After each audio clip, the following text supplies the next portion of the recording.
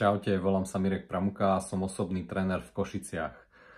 Dosť často dostávam podnety, že by som mal produkovať viacej nejakých videí, čo sa týka edukatívnych tém, športu, zdravia a podobne. Tak prečo nie? Prvé video je tu. Zvládanie stresu je vždy spojené so športom. Vedieť, zvládať stres je veľmi dôležité. Hlavne si treba povedať, čo je stres. Stres by som definoval ako nejakú reakciu tela buď na fyzické nejaké hrozby alebo výzvy, ale môže to byť aj niečo emočné. To znamená, môže to byť aj nejaká hrozba alebo výzva aj psychického charakteru, ktorá sa ešte ani neodohráva alebo sa ešte len odohrá. Čiže toto nám môže spôsobovať stres. Čo sa týka športu. Šport je určite veľký producent stresových hormónov a stresu samotného, čiže fyzická aktivita je to producent stresových hormónov, ale keď je vykonávaný tento šport správne, tak aj ten stres, ktorý je spôsobovaný tým športom, môže byť kontrolovaný a môže byť opačný. Môže to mať opačný efekt, to znamená, že keď si pôjdete zabehať alebo zašportovať, zacvičiť, tak budete mať pocit, že týmto spôsobom svoj stres odbúravať. A je to tak, je to robené kvôli tomu, že sa vám vylúčuje veľa endorfínov, serotonín, dopamín a tak ďalej. Tieto neurotransmitery, hormóny sa vám vylúčujú, čo vám vie veľmi pekne potlačiť alebo kontrolovať stresové hormóny, hlavne kortizol, adrenalín alebo noradrenalín a tak ďalej. Čiže toto je určite dôležitá vec. Čo vám vie pomôcť zvládať stres lepšie, je tá pohybová aktivita. Čiže odporúčam určite nejaké aerobné aktivity na začiatok, nejaké prechádzky, nejaký ľahký beh. Treba sa vždy radšej poradiť, ako to robiť, aby to nebolo kontraproduktívne, aby ste si zbytočne nezvyšovali kortizol v krvi, aby ste nemali horší spánok, horšiu regeneráciu a menej energie a aby vás ten pohyb a šport neodradil. Treba sa radšej poradiť s niekým, kto má skúsenosti a kto napríklad nejaký šport robí. Napríklad chronický stres je taký typický pre profi športovcov alebo pre športovcov, ktorí šport alebo nejaký pohyb milujú a preháňajú to a majú slabú regeneráciu. Takýmto ľuďom skôr ten šport a pohyb ublíži skrz ten katabolizmus a skrz tie katabolické hormóny, skrz tú zlú regeneráciu.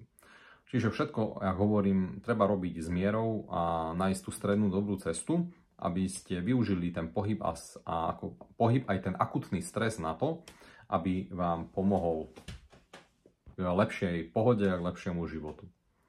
Takže samozrejme tých stresových faktorov je ešte ďaleko viac. Hej. Stres môže byť psychický, môže byť environmentálny a tak ďalej. Ale vždy si treba uvedomiť, že ten stres treba skôr niekedy brať ako faktor, s ktorým sa treba naučiť žiť a treba ho vedieť kontrolovať a ovládať. Pohybová aktivita vám s tým veľmi pekne vie pomôcť, preto určite odporúčam cvičenie, určite odporúčam pohyb a okrem toho sú aj rôzne iné techniky, akým spôsobom sa dá naučiť zvládať stres. Tie techniky môžu byť aj rôzne dýchacie techniky, meditácie, yoga, rôzne iné aktivity.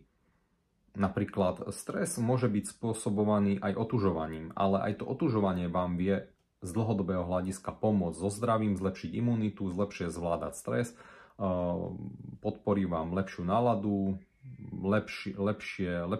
lepšiu pohodu v tom živote. Len ako hovorím stále, treba vedieť aj plusy, aj minusy a treba vedieť kriticky myslieť a nielen veci povytrhávať z kontextu, ale aj vedieť celý kontext. To znamená vedieť, prečo to robí dobre človeku, ako to mám robiť, ako mám začať, alebo ako regenerovať a tak ďalej. Jednoducho napríklad stres vám vie spôsobiť aj prerušované hľadovanie alebo hľadovanie. Ale ak to budete robiť zle, tak si skôr pokazíte to trávenie, hej, pokazíte si ten metabolizmus a skôr priberiete, ako schudnete, hej. Čiže vždy treba zvážiť plusy, minusy a treba vedieť to správne nastaviť. A toto by som určite vás chcel upozorniť.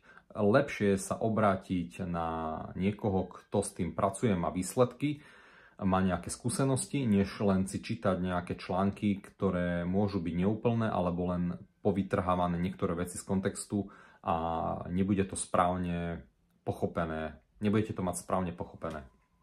Toto by som určite odporúčil, lebo stretávam sa s tým dosť často, že tých informácií je vonku strašne veľa. Niektoré sú samozrejme, že správne, ale nie sú správne pospájané a chýba tam v podstate celý ten komplex informácií, ktorý by ste mali pochopiť, aby vám to pomáhalo, aby vám to nezhoršovalo to zdravie. Čiže takže toto som chcel hlavne povedať, že ten stres, akutný stres je pozitívny, chronický stres je negatívny. Čiže tocio, asi zatiaľ ku stresu. Keby ste mali nejaké otázky, kľudne sa pýtajte. Ešte jedna vec. Najlepšia vec na zvládanie stresu alebo na odbúranie stresu ever je dobrý spánok. Ak máte hociaký stres, úplne hociaký, tak vždy si dávajte záležať na tom, aby ste mali kvalitný spánok. Dajte si tiež veľmi záležať na tom, aby ste mali dobrý cirkadiánny rytmus, to znamená, aby vaše telo pracovalo v symbióze, aby, ja hovorím tomu, že hodinky v hlave boli dobre nastavené a aby vaše telo vedelo, čo kedy má robiť, aby aj tie hormóny, neurotransmitery, sa správne vylúčovali a vy ste dobre regenerovali. Budete mať dobre zladené, tak nemôžete očakávať nejakú zmenu. Vždy zmena príde až vtedy, keď urobíte nejakú aktivitu. A vždy, čím je horšie to zdravie, tak musíte byť viacej trpezlivejší, viacej pedantnejší a konzistentní. Nemôžete očakávať zmeny za jeden týždeň, nemôžete očakávať zmeny možno za jeden mesiac. Čím je to zdravie horšie, tým treba byť viacej pripravený na to, že to bude trvať dlhšie, ale výsledky a to ovocie alebo tie plody vašej práce sa určite dostavia. Hej? Takže toto je dôležité si uvedomiť a prajem vám pekný deň. Čaute.